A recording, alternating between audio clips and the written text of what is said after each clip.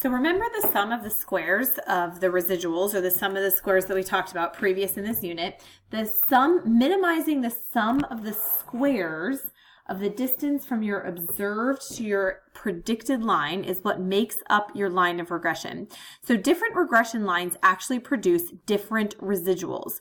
So the regression line that we want to create minimizes the sum of those squared residuals, which is what we talked about earlier in this unit. The reason it's called the least squares regression line of y on x is what it does is it makes the residuals basically as small as possible. So we take this line and we want to create it as close to all of the residuals as possible.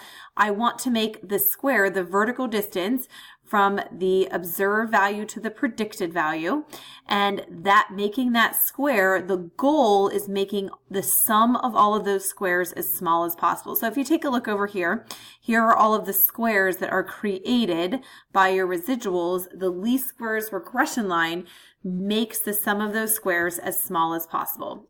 Okay, so how do you get the least squares regression line on your graphing calculator? This is the same thing as doing the line of best fit. So make sure you go and enter your data into list 1 and list 2. Make a scatter plot. To get the equation of the line, you're going to go to Stat, go over to Calculate, go down to number 4, and notice how it says LinReg, line of regression. You're going to do that one, and then hit enter. It automatically pulls from list 1 and list 2. If you want to pull from a different list, you have to type in like L2, L3. So notice A is your slope, B is your y-intercept, and these two are going to be important later on, so make sure that you have those on your graphing calculator, your r squared and your r values. Those are going to help tell us the strength and the direction of the line, so make sure you have those. And then you can graph the scatter plot with the least squares regression line. Just put your equation into y equals and graph it. Now let's just talk about what a residual plot actually does. One of the first principles of data analysis is to look for an overall pattern and for striking departures from the pattern. So what a regression line does is it describes the overall pattern of a linear relationship between the two patterns.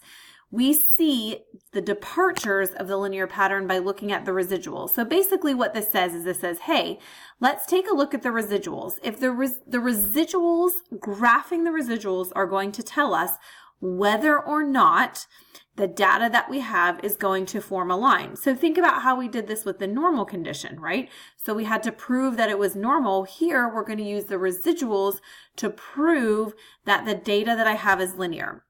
So what exactly is a residual plot? It's a scatter plot of the residuals against the explanatory variable. So if you're going to make it into an ordered pair, it's the explanatory variable, comma, the residuals. So this is like your x and the residuals are your y. The residual plot is going to help us see how well a regression line fits the data. So is it actually a line or is it something else? The residual plot has a special property. The mean of the least squares residuals is always 0. So what does that mean? That just means whenever you have all those little squares that we talked about, the average of all of the sizes of the squares is 0. Well, why is that? Since the mean of the residuals is a calculation of the average distance above and below the least squares regression line. Okay, so think about your residuals. Above and below, we want to have equal amounts above and below. So here's a residual, here's a residual, here's a residual, here's a residual, here's a residual. I want the average distance to be 0, okay? Since there are equal distances above and below the line, when you sum them or add them up together, you should get 0. It's also going to tell us how far our data falls from the regression line, the residual plot is, and the residual plot will describe how well the line fits the data. So is it a good fit or not a good fit? So here's this is just an interesting thing. It says essentially all models are wrong, but some are useful. So that's actually kind of true here. So we're never going to get a perfectly linear regression equation, but we can get some that are useful in making predictions on our response variable. So the question is, how concerned should you be if your least squares regression model isn't perfect? What if the residuals look a little bit unhealthy? Like, what if they're not exactly where they should be? It's going to be up to you to make the decision on whether or not your residual plot tells you it's a good linear fit or a bad linear fit. If you're publishing your thesis in particle physics, you probably want to make sure your model is as accurate as humanly possible.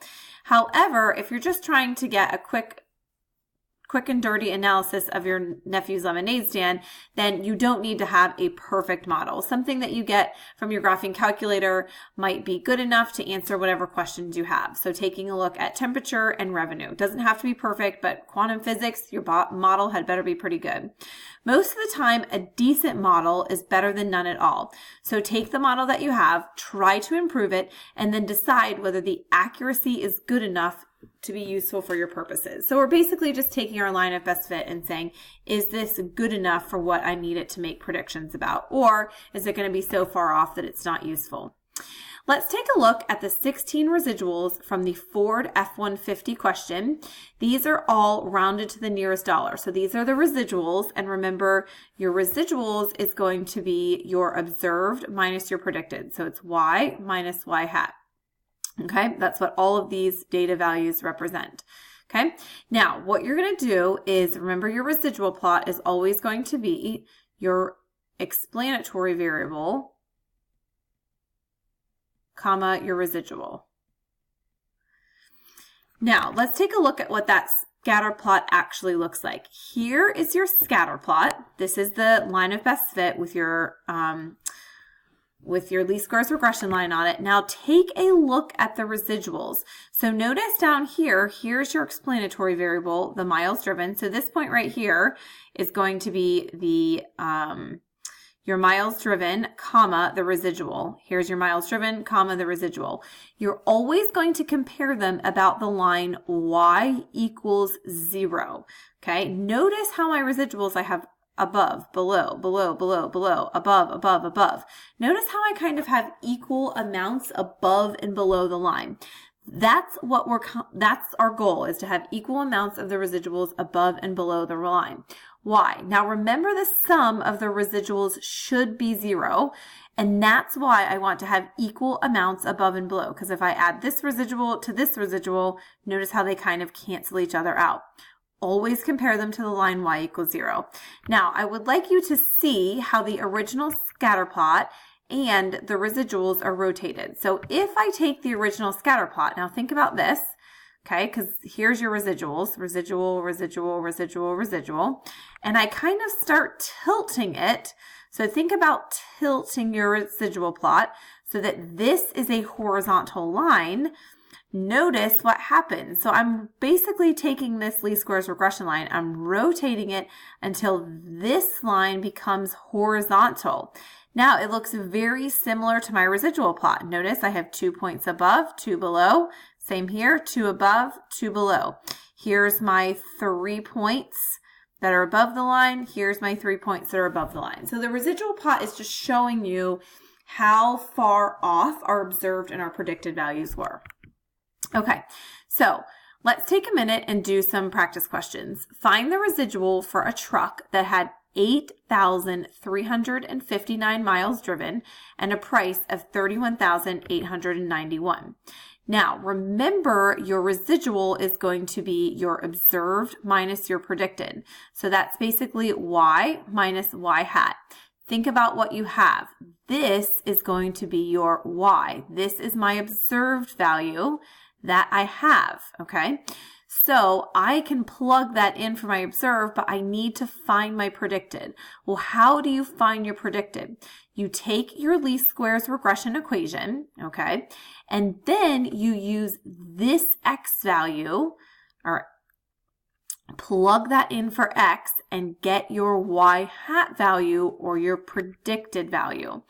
So I now have my observed and my predicted. So my observed was 31,891, what I collected, minus 36,895 is going to, and that's my predicted. That's what I got when I plugged that x value into my regression equation.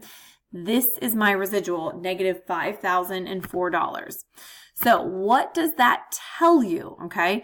What does that residual tell you? So let's interpret the value of the residual in context, okay? So what exactly does that mean when you have a negative residual?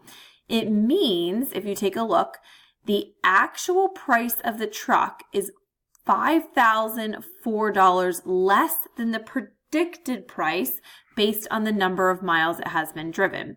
Now, the other thing to note is if you have a negative residual, your observed is always, the residual is under the line. So a negative residual is going to mean that the observed value is under the line, okay?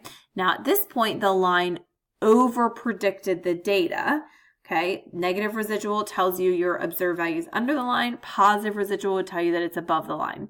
What does your residual plot look like? Well, here, take a look at our residual right here, okay, about the line y equals 0. So the actual price, so any of these points down here are going to say this price, okay, was the line over predicted it. So the actual price or the observed price that I paid was less than the predicted price. But if you take a look at this guy right here, this is the actual price. Okay, so this is the actual price. This is what they predicted. The predicted price here is lower than what was observed. So that's kind of a way to interpret it. I kind of like to draw a picture. I think it helps me before I interpret the equation. All right, so let's take a look at the next question. For which truck did the regression line over predict it by the most? So let's take a look at our scatter plot. When it says which truck did the regression line over predict, that means which residual is the furthest away from your predicted value, and since it's over predicting, our point or observed value must be below. So take a look at this point right here. This is the predicted value. This is the actual value or the observed. So here, this is the point where it was most likely over predicted it the most. Where do I have the largest residual? Okay. The line over predicts the price for the most with a truck with 44,477 miles and a price of 22,896. So take a look at this residual. The residual is negative 8,120. So what does that mean? When I look at this graph, that tells me if my residual was negative 8,120, the line over predicted the price of the truck by $8,120. Now, what exactly does the residual plot do? It magnifies the deviations of the points from the line. It makes it easier to see unusual patterns and observations. In order for the residual plot to be useful, we need it to be randomly scattered above and below the line y equals 0 with no obvious patterns. Now, this pattern comes from the data being randomly scattered above and below the least squares regression line, and the residuals should be relatively small. So if you take a look at this one, notice how I have residuals above and below the line. There's no pattern to them. They're randomly scattered. So when my residual plot looks like this, randomly scattered above and below the line, that means a linear model is appropriate, and when I graph it, it is going to form a line. Okay, so that's the point of the residual plot, to look to see if it's randomly scattered above and below the line, and that will tell us that a linear model is appropriate. Now, take a look at these examples when it's not appropriate. When the form of our model linear is not the same as the form of the association curved, then there's an obvious leftover pattern in the residual plot. So basically what this is saying is they're saying, hey, when you try to graph, when you try to fit a line to something that is not a line, then there's going to be some sort of obvious leftover pattern. So take a look at this. This is a residual plot. This is a curved, okay, down here, okay, notice what's happening here. Your residual plot is funneling out. It started close to the line. It's getting further and further and further and further away from the line. So both of these tell us that the residual plots show a pattern and a linear model is not appropriate to use. So I cannot use a line to make predictions. So since we see a pattern in the residuals, a linear model is not appropriate.